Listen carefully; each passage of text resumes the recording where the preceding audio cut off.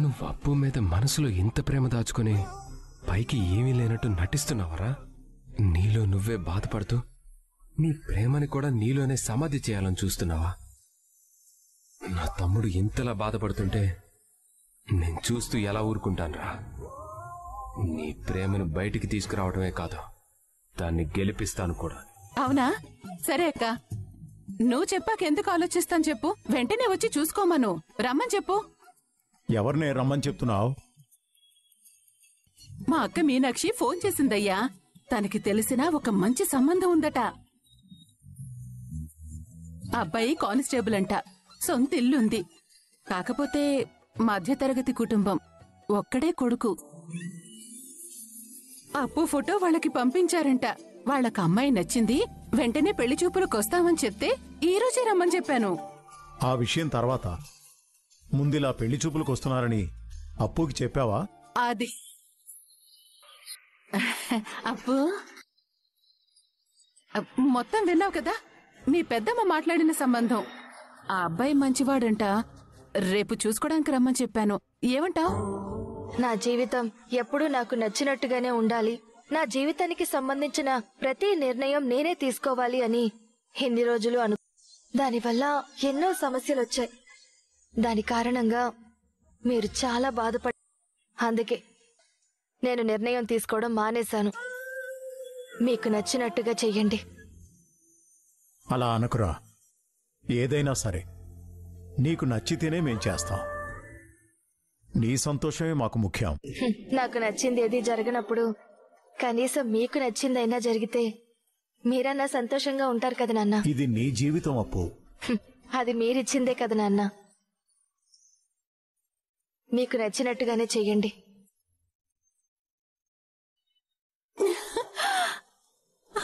అమ్మయ్యా, మొత్తానికి దుప్పేసుకుంది. నాకెందుకో మనం తొందరపడుతున్నావా అనిపిస్తోంది. నేనే నిర్ణయం తీసుకోలేకపోతున్నాను. అందుకేగా నేను తీసుకున్నాను. మనం తీసుకునే నిర్ణయం సరైనదా కాదా అని మనం తెలుసుకోలేనప్పుడు పక్కన ఒక మంచి సలహా ఇచ్చే మనిషి ఉండాలి. మన ఫారెన్ మినిస్టర్ జయశంకర్ గారిని పిలుద్దామా? ఆయనైతే మంచి సలహా ఇస్తాడు. అంత అవసరం లేదు. కావ్య, స్వప్న ఇద్దరినీ రమ్మని చెప్పు. వాళ్లకు కూడా మనం తీసుకునే నిర్ణయం సరైనదే అనిపిస్తే నువ్వన్నట్టుగానే పెళ్లి చేద్దాం. అంతే కదా. ఇప్పుడే ఫోన్ చేసి రమ్మని చేసిందంతా చేసి ఏమి ఎరగని శుద్ధ పూసలా ఎలా చూస్తున్నాడో చూడండమ్మా.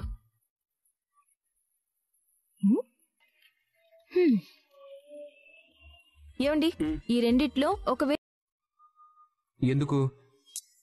మనకి పుట్టబోయేది అమ్మాయా అబ్బాయా అని తెలుసుకోవడానికి. అబ్బా, ఏం చూపది? ప్లాన్ల మీద ప్లాన్లేసి బూత్ బంగ్లాలో శోభనం అరేంజ్ చేసినప్పుడు ఈ కోపం అంతా ఏమైపోయిందో. ఈ బూత్ బంగ్లాని బూతల్లా పట్టుకునే ఉంటావా? మన శోభనం జరిగిన ప్లేస్ కదండి, జీవితాంతం గుర్తుపెట్టుకుంటాను. సరే, వేలు పట్టుకోండి. రాత్రి శోభనం జరిగింది, అప్పుడే అమ్మాయో అబ్బాయో తెలుసుకుంటావా? తప్పే ఉందండి. శోభనం అయ్యాక పుట్టేది బిడ్డలే కదా. బిడ్డలు పుడితే పేర్లు పెట్టాలి కదా. అమ్మాయి పుడితే ఏ పేరు పెట్టాలి, అబ్బాయి పుడితే ఏ పేరు పెట్టాలి, ఇవన్నీ ఆలోచించుకోవాలి కదా. అసలు ఏ హాస్పిటల్లో పురుడు పోసుకోవాలి, సిజేరియనా నార్మల్ డెలివరీనా అనేది ఆలోచించాలి. బారసాల మా ఇంట్లో చెయ్యాలా, మీ ఇంట్లో చెయ్యాలా? ఇదిగోండి, ఇప్పుడే చెప్తున్నాను. అన్నప్రాసన కాశీలో అన్నపూర్ణాదేవి గుళ్ళోనే చెయ్యాలి. అక్షరాభ్యాసం బాసర సరస్వతీదేవి ఆలయంలోనే చెయ్యాలి. అలాగా? మరి పెళ్ళి ఎక్కడ చేద్దాం? జైపూర్లో కోట ఒకటి బుక్ చేసి డెస్టినేషన్ వెడ్డింగ్ ప్లాన్ చేద్దాం. మరి వాడి శోభనం బూత్ బంగ్లా ఉండనే ఉందిగా. నయ పైసా ఖర్చుండదు, పైగా మనకి అచ్చొచ్చింది. ఇంకాపుతావా? రాత్రి మన శోభనం జరిగిందో లేదో అప్పుడే మనకు పుట్టబోయేవాడు శోభనం ఎక్కడ జరపాలనే దగ్గరికి వెళ్ళావా? నిన్ను అవును, అసలు ఎవరికి చెప్పననే బూత్ బంగ్లా గురించి ఈ ఇంట్లో అందరికి ఎందుకు చెప్పేశావు? అందరికీ ఎక్కడ చెప్పాను? అత్తయ్య గారికి అమ్మమ్మ గారికి మాత్రమే చెప్పాను. అసలు ఎవరికి చెప్పనా? నాకు మాట ఇచ్చావా లేదా? అత్తయ్యకి అమ్మమ్మ గారికి తప్ప ఎవరికీ తెలీదండి. కావాలంటే రండి. ఎక్కడికి? రండి ఏయ్, రండి. ఏయ్, ఆగు. ఎక్కడికి? ఒక్కో గది తలుపు కొట్టి అందర్నీ బయటికి పిలిచి రాత్రి మా శోభనం బూత్ బంగ్లాలో జరిగిందని మీతో చెప్పానా అని అడుగుదాం. రండి. నువ్వు నా పరువు మొత్తం గంగలో కలిపే. ఎవరు? కాబోయే అమ్మమ్మ, మా అమ్మ. ఆ, చెప్పమ్మమ్మ. అమ్మమ్మానా? అమ్మమ్మెవరే? ఆహా, అదేం లేదమ్మా. నువ్వు చెప్పు. రాత్రి ఫోన్ చేశాను, నువ్వు లిఫ్ట్ చేయలేదే? రాత్రి ఫోన్ చేసావా? రాత్రి బూత్ బంగ్లాలో. ఆ? ఏంటి? భూత్ బంగ్లానా? ఏయ్, చెప్పావంటే చంపేస్తాను. భూత్ బంగ్లా ఏంటి? ఏం లేదమ్మా. ఆ, రాత్రి నేను మీ అల్లుడు గారు కలిసి ఒక రెస్టారెంట్కి వెళ్ళాంలే. ఇద్దరు కలిసి వెళ్ళారా? శుభవార్తేనే. నేను కూడా నీకు గుడ్ న్యూస్ చెప్పాలనే ఫోన్ చేశాను. గుడ్ న్యూసా? ఏంటమ్మా అది? అప్పుకి మంచి సంబంధం వచ్చిందే. ఇవాళే దానికి పెళ్లి చూపులు. అవునా? నిజంగానే? నువ్వు స్వప్న రావాలి. అలాగే అల్లుడు గారిని కూడా తీసుకురా. అలాగేనమ్మా, తప్పకుండా వస్తాం. సరే, ఉంటాను. సరే అమ్మా. ఏంటంట గుడ్ న్యూస్ అంటున్నారు? మీ నాన్న మళ్ళీ తండ్రి కాబోతున్నాడా? ఛీ, ఏం మాటలండు అవి? తప్పు మాట ఏంటి? ఆయన తండ్రి అయితేనే కదా మీరు ముగ్గురు పుట్టారు. ఇంకా మీరు ఆపండి. గుడ్ న్యూస్ చెప్పాలా వద్దా? ఏంటో చెప్పు. అప్పుకి పెళ్లి సంబంధం వచ్చిందట. ఇవాళ్ళే పెళ్లి చూపులట. మనలే మీరు రావాలి.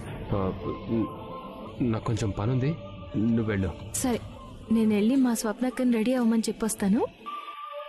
అప్పుకి పెళ్లి చూపులా?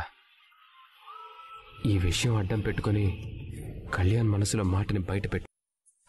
అక్క, ఈరోజు నీకు పెళ్లి చూపులంట కదా, నిజమేనా? అలాంటి విషయంలో ఎవరూ అబద్ధం చెప్పరు కదరా. నాకెందుకో నువ్వు తప్పు చేస్తున్నావు అనిపిస్తుంది అక్క. నేనిప్పటి వరకు అన్ని తప్పులే చేశాను. దక్కని వాటి వెంట పరిగెడుతూ అలసిపోయాను. అవన్నీ నాకు తెలియదక్క. అర్థం చేసుకున్న వయసు కూడా నాకు లేదు. కానీ నేను ఒక్కటి మాత్రం చెప్పగలను అక్క, నువ్వు కళ్యాణ్ని పెళ్లి చేసుకోవడం మంచిదనిపిస్తుంది. ఈ లోకంలో ప్రతి ఒక్కరికి తెలివితేటల మీద గర్వం ఉంటుంది. కానీ ఏ ఒక్కరికి తమలో ఉండే గర్వం తెలుసుకునే తెలివి ఉండదు.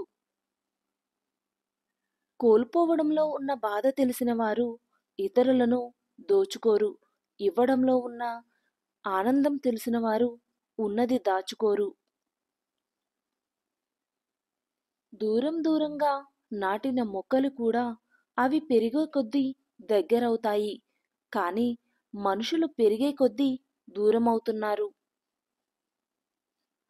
జీవితం అనే పుస్తకంలో ఒక్కో పేజీ ఒక్కో అనుభవాన్ని నేర్పిస్తుంది. అందులో కొన్ని తీయనైన మధురానుభూతిని కలిగిస్తే మరికొన్ని చేదైన స్మృతులుగా మిగులుతాయి. ఏదేమైనప్పటికీ జీవితంలో మంచి, చెడు, సుఖం రెండూ ఉంటాయి.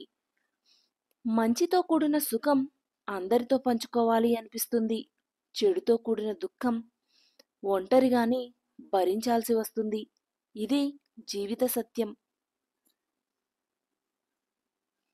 మూత మోసిన పాత్రలోకి ఎంత పోసినా పాలు లోపలికి వెళ్ళవు. అలాగే క్లోజ్ మైండ్లోకి జ్ఞానం వెళ్ళదు. ఎక్కువ కాలం జీవించాలి అనుకుంటే సగం తినండి, 2 రెట్లు నడవండి, 3 రెట్లు నవ్వండి, లెక్కలేనంత ప్రేమను పంచండి.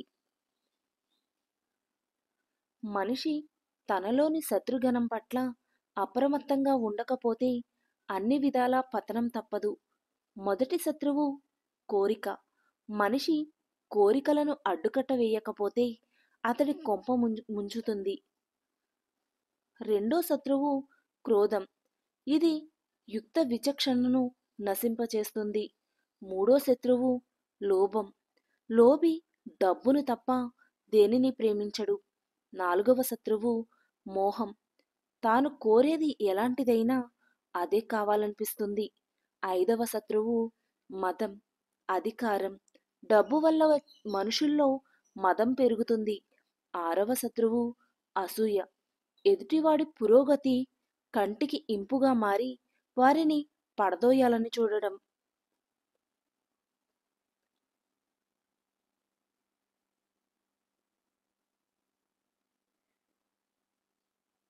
ఇతరుల జీవితాల్లో నిన్ను పోల్చుకోకు. నువ్వు వారిలా ఉంటే నీకంటూ సొంత జీవితం ఏముంటుంది? ఇతరుల నుంచి ఎంతైతే ఆశిస్తారో అవతలి వారు అంతకంటే ఎక్కువ ఆశిస్తారని మరువవద్దు. ఎదురు దెబ్బ తగిలినప్పుడు తొందరపడకు. కాసేపు ఆగి ఆలోచించు. జీవితం నీకేదో నేర్పడానికి ప్రయత్నిస్తుందని గ్రహించు. ధనాన్ని చూసి దరిచేరే బంధువులు, అందాన్ని చూసి కలిగే ప్రేమ, అవసరం కోసం కలుపుకునే స్నేహం ఎన్నటికీ శాశ్వతం కాదు. కీర్తి ఉన్నా ఇంద్రియ నిగ్రహం లేని వారికి పతనం తప్పదు. గుడిలో ఇచ్చే ప్రసాదంలోనే చక్కెర తక్కువైతే ఏం పర్వాలేదు అనుకుని పడేయకుండా తింటాం.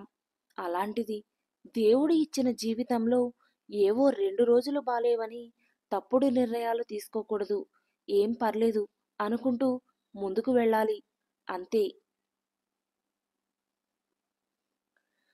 కొన్నిసార్లు మన మాటలు పనిచేయనప్పుడు మౌనంగా ఉండి చూడు.